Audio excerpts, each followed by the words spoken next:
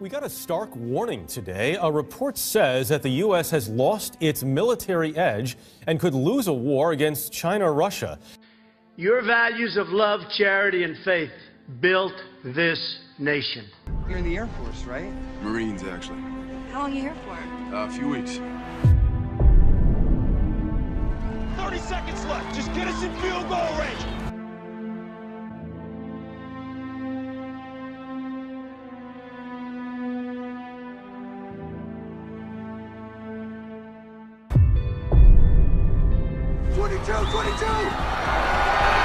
I have a full faith in our intelligence agencies.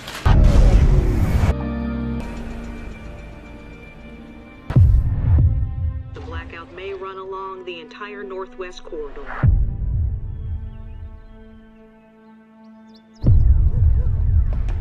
What's going on?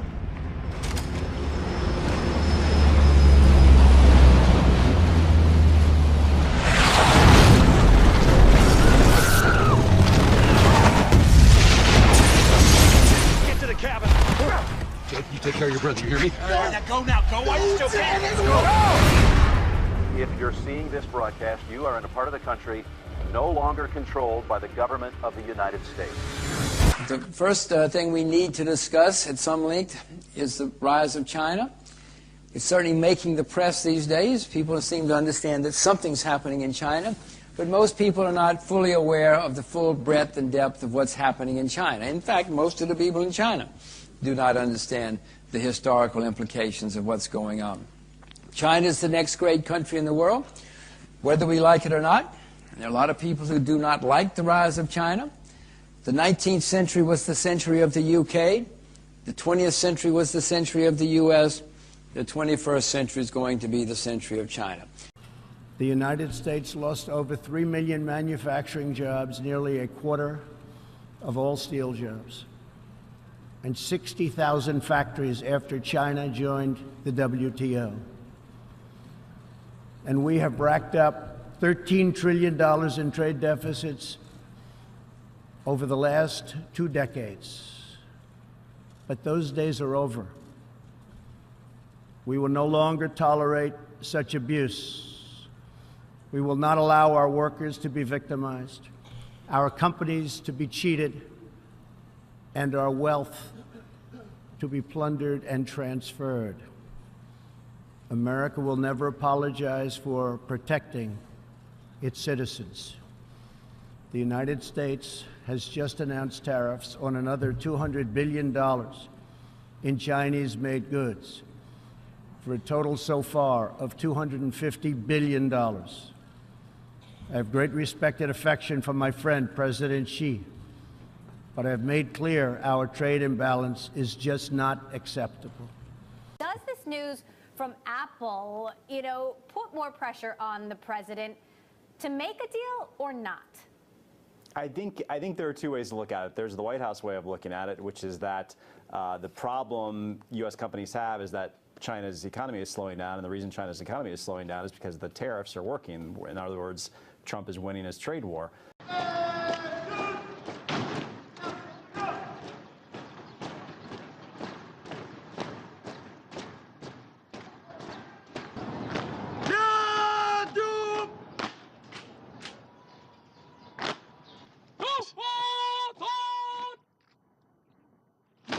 And this is what I was just talking about. Look at the precision.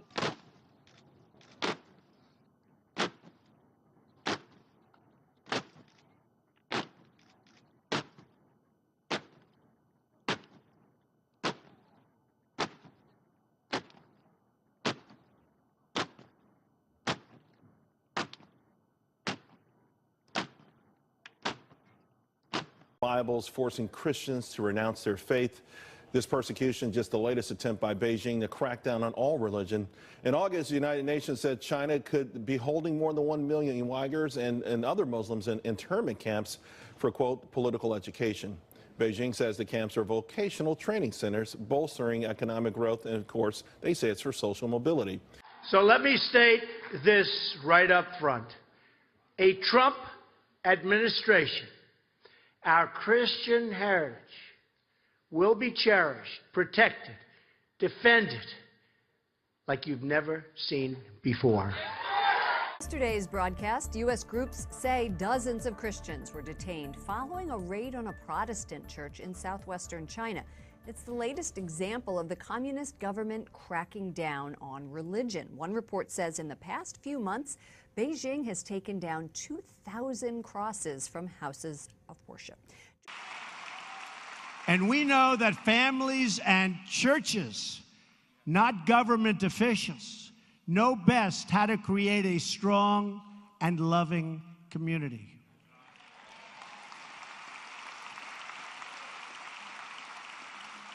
And above all else, we know this. In America, we don't worship government, we worship God. Well, love it or hate it, there's no denying that cash purchases are on the decline. Our ABC correspondent Karen Travers provides some insight on this new cashless society. It's never been easier to go cash-free. Pay a bill at a restaurant, catch a cab, send money to a friend with just a push of a button. Peer-to-peer payment services are exploding. Tens of millions of Americans use them every year, and it's growing very fast. Ask anyone for change for $20, and many times you won't get it. That's because a lot of people don't carry cash anymore, and they're not grabbing credit cards either. Instead, they're using their smartphones. 13 News Now reporter Erin LeBeau takes a look at the trend that could lead to the dying dollar.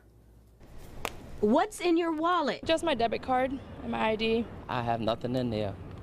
I carry very little information.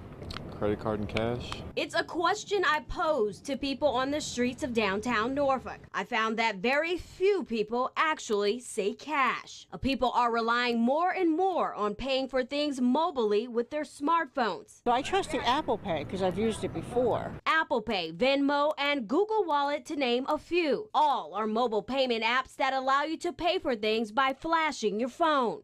I honestly didn't trust it at first, but it's proven itself to be a reliable source to pay with. So I think in the future it might even make debit cards obsolete. According to a study by strategy and research firm Vigilant, mobile payments are expected to grow in the U.S. from $180 billion in 2016 to $410.5 billion by 2020. A rise from humans microchipping themselves.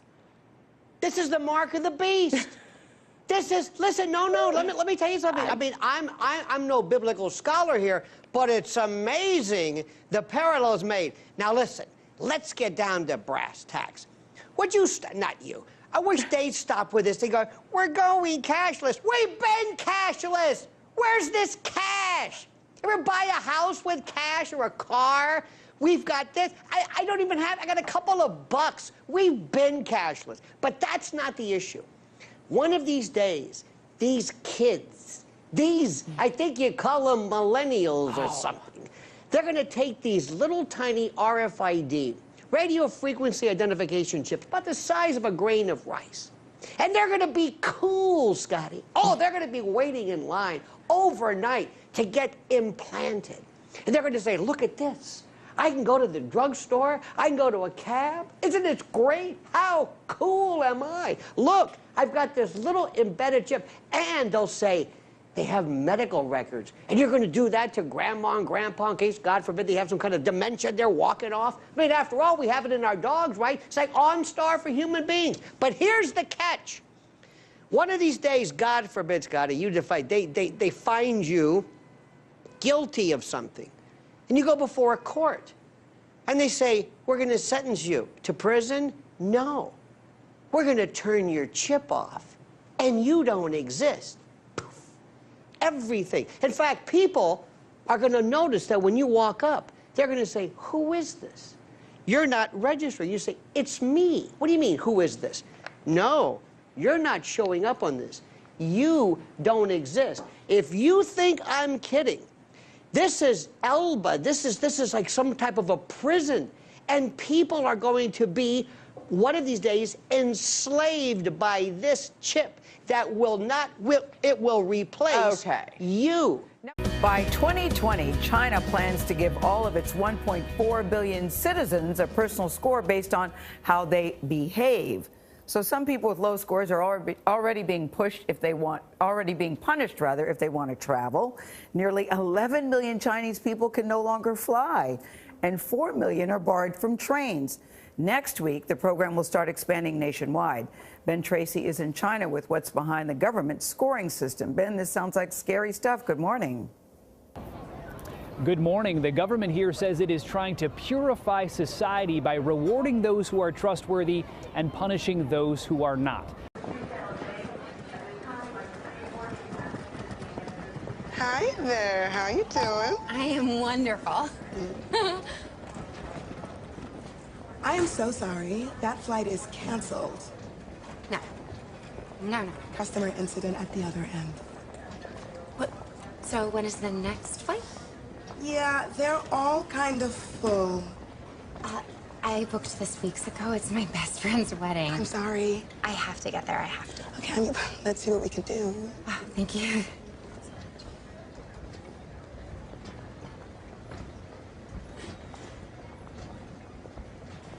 I see there's one standby seat on another plane leaving tonight. That's reserved for members of our Prime Flight program. You gotta be a 4.2 or over to qualify. Oh, I'm a 4.2. I'm afraid you're actually a 4.183. Oh. Well, that's not my fault. Some woman dinged me down in the couch. Can't you just... I'm sorry, it won't let me book it without the correct ranking. But it's so close. There's just nothing I can do. Christ, I mean, surely. I'm gonna have to ask you to moderate your language then. Sorry, it's just... I'm maid of honor. I cannot miss this wedding. And I am so sorry about that. Can you call the supervisor? I cannot do that. Can you just call the supervisor? I cannot do that. Call the fucking supervisor. Okay, that's profanity. We're zero tolerance on profanity. I'm sorry, it's just... Yeah, I have to serve the next customer. No. No. Step away, ma'am. God, just fucking help me! I'm so sorry. I've called security. Oh, no, please don't do that. I'm a 5-starring you.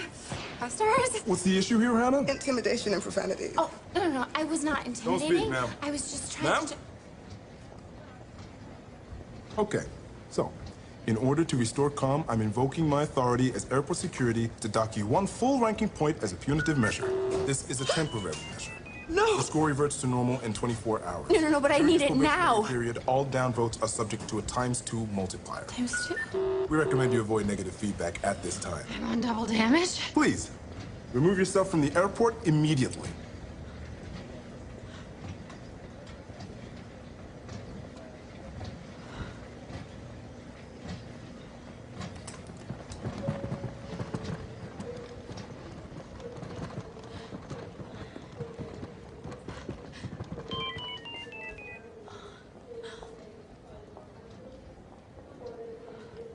Okay, well, due to your ranking.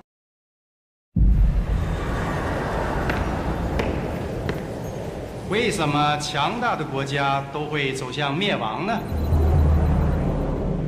古希腊、罗马帝国、不列颠帝国、美国，因为他们都犯同样的错误，与原来使得他们成功的原则背道而驰。美国政府企图以庞大的开支和税收来摆脱严重的经济衰退，巨额的所谓刺激开支。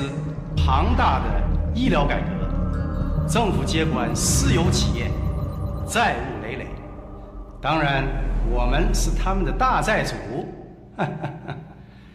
现在他们都得给我们干活。The United States Commission on International Religious Freedom says Christians in China are facing an alarming escalation of persecution. This week, Public Security Bureau police invaded and shut down Zion Church in Beijing. Moments before that raid, this sign appeared just outside the church sanctuary. Now it looks like this. PSB agents removed the sign. No church here. Members of Zion Church were not deterred. Although authorities closed their building, they continued to pray and worship outside in the street. Also this summer, other Christians throughout China have seen their churches closed or demolished. Government officials have arrested church leaders. They've confiscated and burned Bibles, and they're still removing crosses from atop church buildings. What in the world is going on in China, and why now?